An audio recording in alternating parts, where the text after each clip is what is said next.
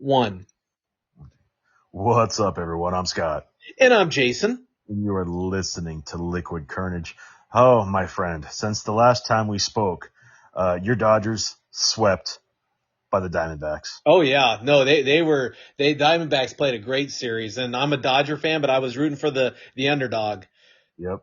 Your team, the Rams, handily beat the Cardinals in the second half this past weekend. But once again, the Cardinals are not a second half team. It's like they put all of their energy to play great football in the morning, and then the afternoon or the halftime, the offense just is like, I can't keep it going. I can't keep it moving.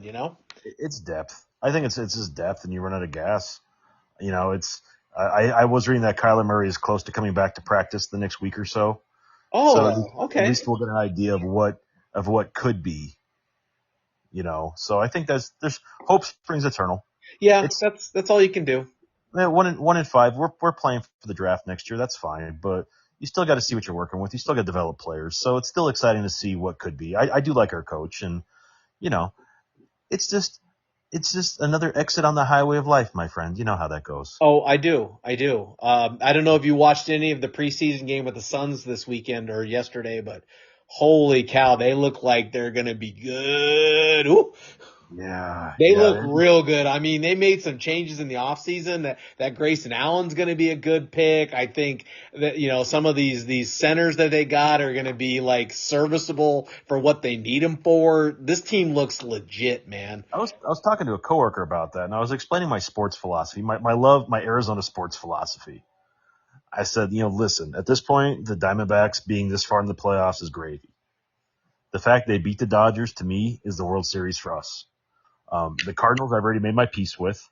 They're happy to be on in the background noise to cheer them on the weekends. Suns basketball and Coyotes hockey and Vegas Golden Knights hockey will help get me through the winter and the weeknights. But really, I'm just surviving until spring training starts and then the playoffs start for basketball and hockey because that's when it starts to get fun for sports fans. And There that you will go. all end just in time for football to start There you again. go. See, you're such an optimist, man. I love it. Man, you just got to find the things that keep you happy. And being an Arizona sports fan, I'm sure our EP will agree, and anyone that listens to this that's an Arizona sports fan, it's almost like having a Boston curse, the Chicago curse. You get so close, and then you just fall on your face.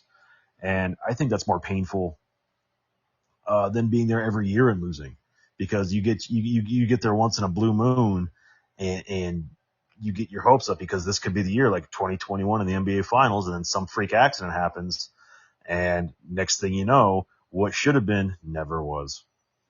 Yeah, and all we do is talk about the dream of what it could have been. Mm-hmm. Yep, Yeah. that's right. And then when they start talking about what could have been, all I can respond is, so I got 3 goldfish in my pocket. Well, and also, Travis Kelsey's girlfriend likes the macrame. Oh, yes, that's true. That's So we true. got that She too. does. She's very famous, that one is. So for those of you, the reference is that we would talk about football, and the girlfriends would sit there and just be totally bored, and then all of a sudden Scott would say, "Yeah, Larry Fitzgerald's wife does macrame," and all the girls would go, "What?" And they start paying attention to our conversation. Sometimes you just got to throw one in there, Yeah, Just got to see what happens. exactly. Just got to see what happens. But man, I tell you what, this last week, I got the privilege of going to Minnesota in October for a work trip. Oh, how was it? Minnesota, have you ever been? I've never been to Minnesota. No, no. Minnesota, we went to Rochester, flew into Minneapolis, drove down. So we got to see some of the country. I got to, experience a little bit of that Midwestern life. It's all farmland down there. The wheat was in bloom. They had farms along the side of the highway. They had the what are they called? The compactors, the whatever the rigs were that were harvesting the grain and the Yeah, wheat. right. It was cool to see. But man, when you leave 85 degrees and you go to 55 degrees, and that's the high, and everything is just gray, it's a little rough, dude. Like, we were in Rochester for a work thing, and Rochester is the home of the world famous Mayo Clinic. Apparently in the Midwest, where it snows all the freaking time, they have what they call subways below the city, where it's walkways with restaurants and stores that connect all the buildings together. Oh, So wow. Okay. you don't ever have to go outside. And they also have those hamster tubes from building to building. Interesting. Yeah, the Boeing company had that at their Everett plant where they had an underground basic. It didn't have restaurants, but it had an underground walkway that you could go to any part of the massive facility underneath the building. Yeah, and it's cool because like the bagel shops, the coffee shops, everything you need to go to like get food and whatever else. But at the same time, it's like being from Arizona, I like sunlight. It's I do like being outside. Even if it's a little cold for a few minutes, it's just nice. So I think I'd have a hard time living out there. But then as we're driving down, some of the roads I saw really kind of struck me as odd. And I sent this to a group chat that's like, I just want you guys to know, we just passed Yankee Doodle Road, uh, followed by Dead Skunk Hollow Road. Oh man, that's funny. Yeah, It's like only in like the Midwest, middle of nowhere, you're gonna find that. I don't know if you're patriotic or patriotic redneck or what the hell's going on, but I don't want to go. I don't want to get lost in either of those roads. yeah, yeah. And this is all work trips, so you would not know, you would not normally go to these roads if it wasn't for work. Yes, Yeah, exactly, yeah. exactly. The upside is like those were all just roads off the highway, and they were literally 2-lane dirt roads going off into the hills. So it was some real Texas Chainsaw Massacre farmland looking stuff. Oh, good Lord. Yeah, it's funny because, Sam travels for work, and every Mm-hmm. week. So he leaves usually on a Sunday night or early Monday morning, travels to a place, stays there till about Thursday or Friday morning, and then comes home. He does it every week for his job. And, some of the places he goes to are about as rural as you can get. Like you fly into the smaller of a big city and then you drive for 4 hours to get to the place you're going to.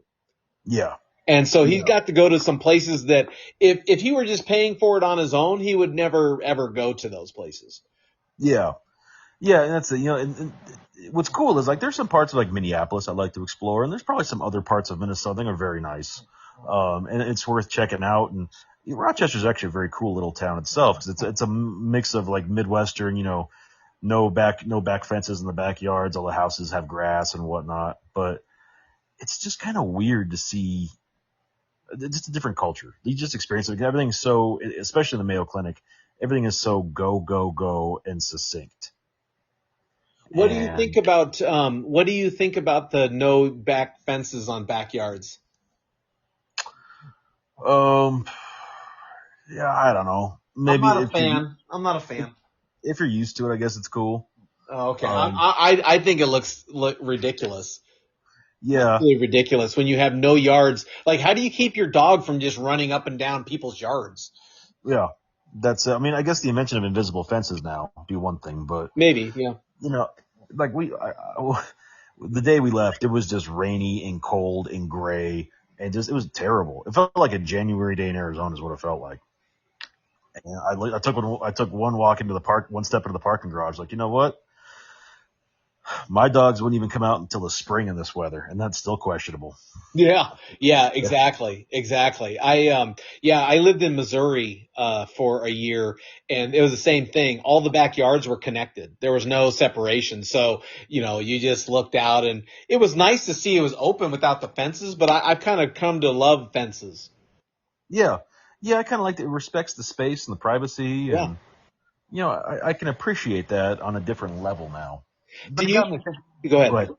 I'll say it got me thinking about all the other like work trips I've taken and so forth. And it's interesting, like the travel, because I always travel with somebody when I go. So you're adapting to somebody else while you're on the road, and like you don't have to spend every minute with them, but I feel like well, we came from the same place. Like, do we have to go eat together? Should we go eat together?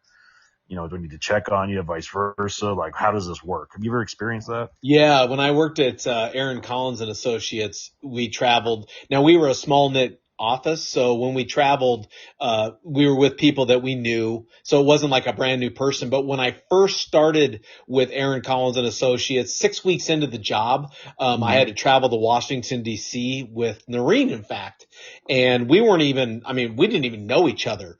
And literally, we've talked about it since then that when we both packed on the trip, we packed books, we packed games for our little smartphones. I mean, we did everything so if we didn't have anything to talk about, we could, kind of stomach through. And so we were anticipating it was going to be a horrible trip. It happened to be a great trip. I mean, we had a really good training conference that we went to. We had an easy time traveling with each other.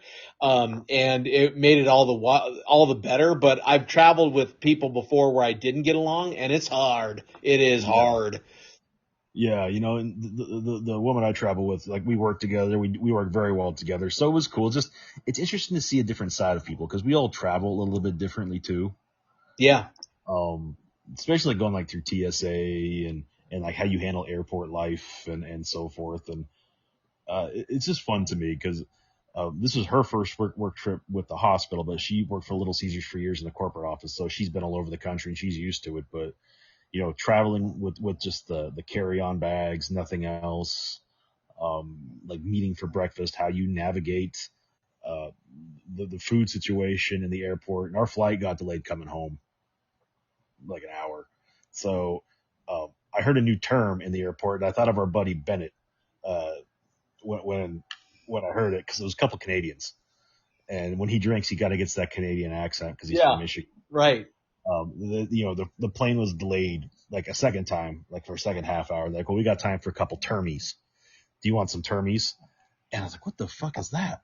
And then I look up and they're coming back with 2 beers each because they had time for 2 beers. I'm like, termies. That's a good way because we're in a terminal. Oh, very good. Okay, I'll remember that. I get it. And I guess I listened to Thursday night plane to Vegas, so I guess this makes total sense. Yeah. And you're right. You do feel obligated when you travel with a coworker. Like, okay, I guess we should talk or let's go. You want to go to lunch to, dinner together? You feel obligated to do that. And on the other side, if you don't like the person it's horrible. Yeah. Absolutely horrible. When we got there, like the first night, like we're just trying to get laid on, put her stuff down, got the lay of the land. We found a place to go eat. Then she's like, all right, I have to go do email. So she left.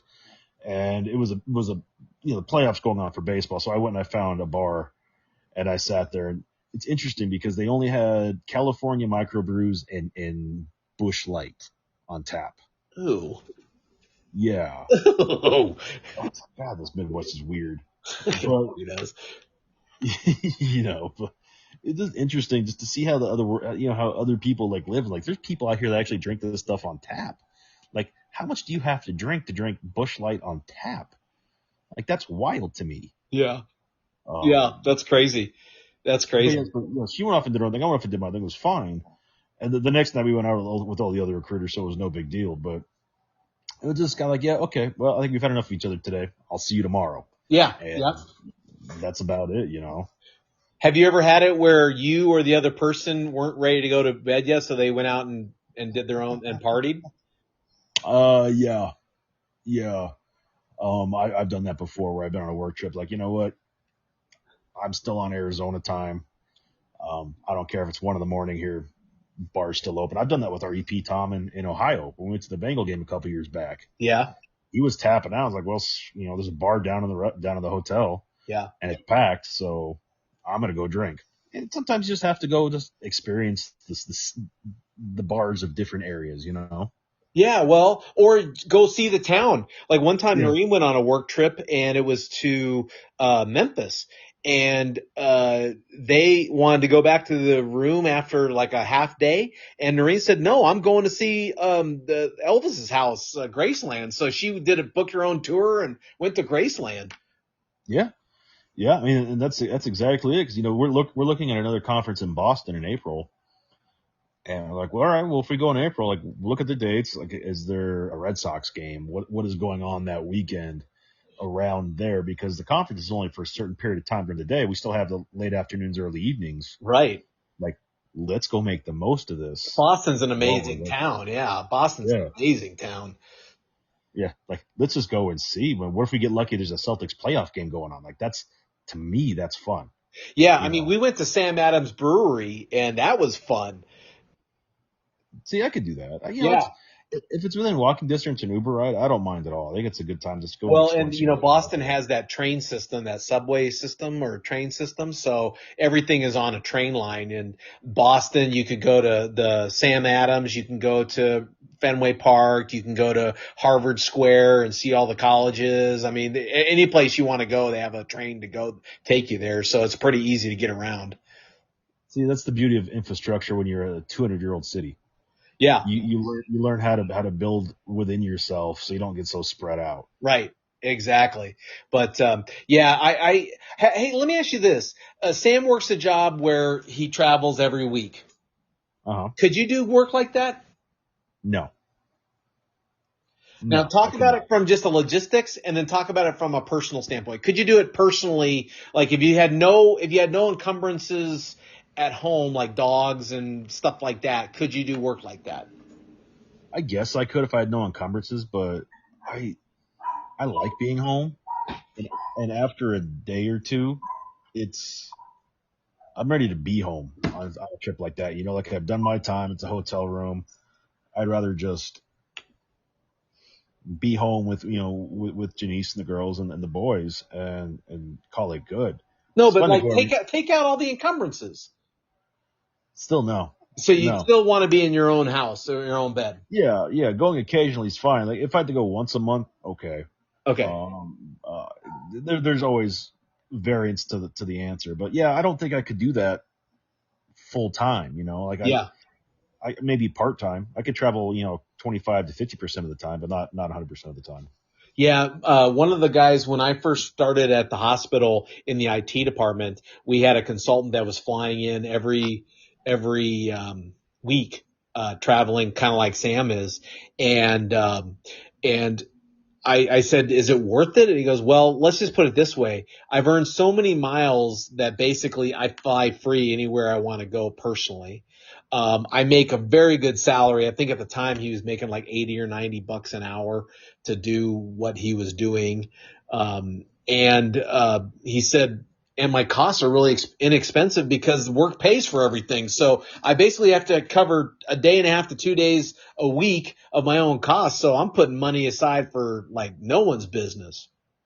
That's fair. That's fair if you can Uh, make that work. yeah, I don't know. I agree with you though. Living out of a hotel every night, it'd be fun for the first couple months. And then after that, it's like, oh goodness, you know? Yeah. Yeah. It'd be hard. I'm not saying I couldn't do it, but I could do it when I was younger. Now I think I'd prefer just being home and I like my routines. Right. Yeah, I'm with you. And now, don't get me wrong. With the significant other and kids and dogs, it's almost impossible. Yeah. No, it is almost impossible, but Yeah. like I said, it's good for a day or two, but at the end of the day, it was nice to come home Thursday night and just be home. Yeah. You know, Yeah. And then plus also think about it, all day you're working in a place you don't know anybody. You don't know the lay of the building. You don't know the lay of the political structure of the place you're going to. That would be tiring after a while. yeah, it would be. And you think about it, I, I I feel like you're not working a full 40 hours, and maybe that's not a bad deal when you're traveling like that because you can count your flight time, your travel time as part of your work Yeah, time, that's and true. Yeah. maybe the 2 or 3 days you're actually there on site, you're working 9 hours a day on site because that you have nothing else better to do. But it still feels like it's you know you're not like that the most productive use of your time. Yeah. Yeah, I mean, as of this recording, the president is going to be flying to Israel for some sort of meeting. Now, I don't know how long that trip is, but it's probably, 16 hours, 17 hours. If I could fly an Air Force One, I could do it. I could Yeah, travel. yeah. Oh yeah. But flying just regular coach or business class, and you're traveling 4 or 5 hours at a time, it would get old after a while. It would, and I gotta tell you, man, the flight back because we flew Delta. The flight back, they didn't have any kind of snacks or refreshments because of the turbulence. The lady in front of me decided she had to put her seat all the way back, so I had no leg room. And I'm not a small person, and she was just completely oblivious to the fact that there's other people around her. She's one of those people, and it was just the most horrific flight home I think I've taken in a long time, and it made me so happy to be back in Vegas. But then you get back to Vegas on a Thursday night, which is essentially the start of the weekend for so many people, and you realize how chaotic that airport is for tourists coming in. Right. Yeah, on that Sunday. Or is that when you came back? When did you come back? Friday? Thursday night. Thursday night. Okay, maybe not as bad, but yeah, Friday. Oh, yeah, crazy. Oh yeah, we got at 8 o'clock on Thursday night, and the lines for the Ubers and the Lyfts and the taxis were insane. Yeah, I can imagine. I can imagine. And that's a city that's already set up for that kind of volume, right? They're already set up Yeah, for that. yeah, exactly. So this shouldn't have been a big deal, but man, I'll tell you what, it was wild. Like I said, I couldn't do it. If I lived closer to the airport, it'd be one thing too. But I think for me, you factor in the extra, 90-minute drive to and from. It'll wear you down. Yeah, I mean, frankly, we've talked to Sam about, maybe it's time to maybe look toward moving toward Vegas or moving toward Phoenix where there's not the, hour and a half drive, Yeah. but he loves Kingman and has a house there and has a life there. And so we understand, but I think it would make a huge difference too. I mean, like we're 20 minutes away from the airport here. I can Uber for like $8, $10 or something like that. And I'm at the airport. That would make a huge difference travel. Oh yeah. Well, just the time you get back in your life, it's you can plan a little bit easier for that. And plus, if you get TSA approved and all that, the lines are a lot shorter too when you're trying to get through all that, and that makes a huge difference. I wondered too, traveling like traveling to places where you're going to a big city or you're going to a city. Like for example, our work has a conference every year that's either held in Vegas or in Orlando. And so we have a group from my team that's going there for the conference, for the Next Gen conference. And I mean, when you're going there, they have things to do. They have places, things that you can go see. Usually the parties are really nice because you're in a convention center. That kind of traveling, I don't mind, right? Because usually you're in a nice hotel. You're going to a place that has touristy attractions or things to do after the conference is over. Yeah. That kind of work, I don't mind those work trips. Like, hey, I'm gone for a week for a conference. I'm going to learn some stuff, but then we're going to play. I love those kind of trips. It's the balance. Right. It's the ones where you go to BFE. Like, I'm sure that those guys that were working as consultants for Kingman Regional Medical Center, they probably hated coming to Kingman, Arizona every week, back and forth and back and forth. They probably hated it. Yeah, but when you're making $80 or $90 an hour, you find a way to get to deal You with do. it. Yeah, you do. You make good money, that's for sure. And I got to be honest, there's something to be said about having all of your living expenses paid for during the week.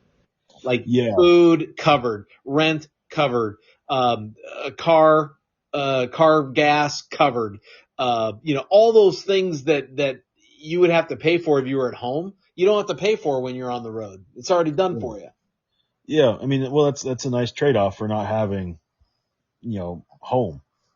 Yeah. You have to make it worthwhile for the people that are actually doing it, and I think that might be the only trade-off for a lot of people that can do it. That's another thing too that I think about. If I was single, how nice it would be is that, hey, instead of going home, I'm going to travel to New York for the weekend. Okay, I'm going to travel to Los Angeles for the weekend. Oh, I'm going to travel, Florida, any place. You don't even have to have a home. Think about it. You don't even have to have a home. If you're on the road so much, you could just say, I'm going to stay with family this weekend. I'm going to go stay with, like for you, I'm going to go stay with my brother. I'm going to stay with my parents. I'm going to go just visit Boston for the weekend. I'm going to go. You could pretty much live out of your bag and just, not even go home. But wouldn't that get old too? Well, I don't know. Some people like Sam. Yeah. If he didn't have the dogs and the encumbrances, he might go home, but might stay with his dad, stay with us, go see his brother. I mean, he might he might want to do something like that. I Yeah. don't know. The idea of home is kind of an important aspect that a lot of people put a lot of weight and promise into. There's some people that don't. Yeah, I get that. I get that. Some people just don't feel the need, and I mean, if there's you nothing didn't wrong have with the that. expenses of a house and all the things that you have in your house, you could put that money away and save it for a rainy day. Ooh, that rhymed. Yeah. Yeah, and maybe I'd do something like buy a motorhome.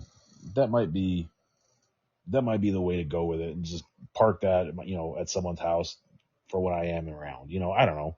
Put it in one of those storage spots where you can rent out the area. It's got all the hookups and whatnot. Right. Well, I kind of followed your advice and I bought the audiobook for Green Lights. Yeah, I liked the book a lot. I thought it was a good book, but I didn't realize that he basically lived out of a trailer for 5 years. yeah, yeah. You I like mean, all of that's it. insane. Like I'm living out of a trailer. I travel all over North America. It's like, wow. Yeah, I mean, and I think it's kind of what's neat about him. And you look at him in a different light once you hear him tell his stories. Like his Australia story, I thought was great with the exchange Yeah. program. Yep. And these are all things that he did before there was a lot of modern technology like we have now, like the internet and cell phones and everything else. He did this all before he got married too. And I think that when we talk about traveling for work, I think that's one thing that a lot of people have to consider is that traveling for work takes you away from your family responsibilities. And a lot of people do not want to sacrifice their family's responsibilities. No, They don't want to take time away from their family. And so when you're taking time away from your family, even for a short amount of time, it has an impact. It has a toll. no, I agree. I agree completely, and I Yeah. think that's something that has to be considered when you're trying to do this lifestyle. Yeah, yeah, and I realize that sometimes traveling for work is important. I mean that is important. And if you don't have a good foundation at home, it makes it even that much more difficult. Yeah, yeah, and I think that's something that has to be considered whenever you have these opportunities. If it's once in a while, I'm sure it's fine, but if it's a regular thing, you have to really take this into consideration if it's the career path for you. Yeah, Noreen had a coworker who, when she was working at Aaron Collins and Associates, and every time she had to go on a work trip, she knew it was going to be a stressful time with her and her husband because her husband didn't like her gone. He would call her all the time. He would try to, find out where you at, when are you going to be back in the hotel room? Call me as soon as you can. And it just is it's so overwhelming because it made it so unenjoyable to leave the town because of the amount of stress and stuff that was going on. Oh, I get that. Yeah, Yeah. I mean, and to each their own, but you have to decide, well, what's the risk versus what's the reward. Yeah. I mean, your trip was only what, 3 days, 2 days? It's 3 days, yeah, and Three that's days. about what mine will be. Yeah, just 3 days Yeah. Yeah. I mean, what's the longest you've been away? on a work trip. Yeah. Well, probably about a week. Okay. Leave on a Sunday, back on. Uh, well, I take it back. Way back when I was younger, I was gone for 2 weeks, living out of a suitcase. Yeah. Yeah, I Yeah, remember my longest trip was 2 weeks. I was working with United Healthcare, and they had me do a support of a go live on site, and I just stayed the 2 weeks and just didn't, I didn't fly back and forth. And it wasn't bad, but by the end of 2 weeks, Noreen and I both were like, okay, I'm ready to be home. yeah, yeah. And I think by 3 days, I'm ready to be home anyway. It's just time. Yeah, you're a You know. homebody. You're kind of a homebody. Yeah, people think I'm out and about all the time, but I really prefer just being home. Yeah, it's like, Yeah, some, like my dad was like that. He liked his castle. His castle is a sanctuary. If I don't have to leave my sanctuary, I'm great. I'm yeah. really good. As soon as I have to leave and go places, I'm not myself. I'm not in control.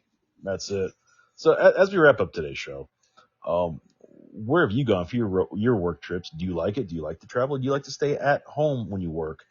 We want to hear about it. Hit us up on Facebook, Instagram, or Twitter, all at Liquid Carnage.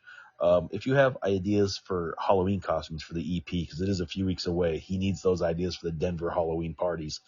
Hit him up on Twitter and Instagram at liquid_EP.